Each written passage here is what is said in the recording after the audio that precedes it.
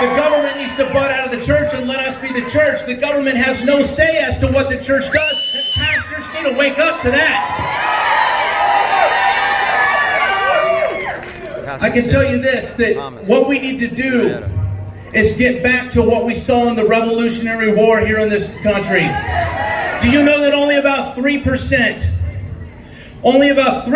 of the people had the guts, had the backbone, had the courage, had the boldness to stand up against the tyranny that was taking place?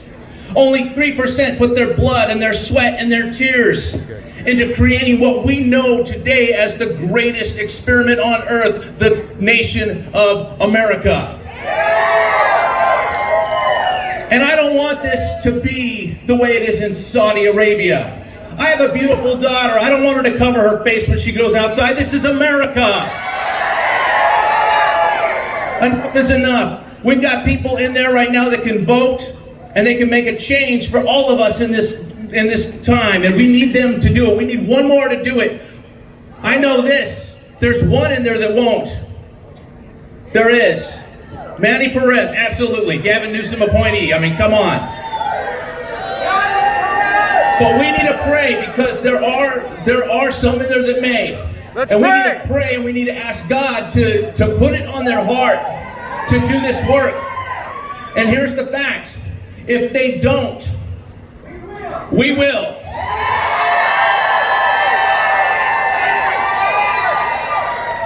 Here's the thing that really upsets me as a pastor, and I'm not putting down beauty salons at all, but when an owner of a beauty salon will open before a church will, there's something wrong in our nation. Yeah!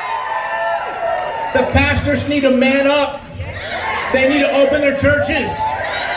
It was in the Revolutionary War, a thing called the Black Robe Regiment. The Black Robe Regiment were pastors who would have their robes on and they would preach to the people. Then they would take it off and their gun belts were on underneath, ready to go to work.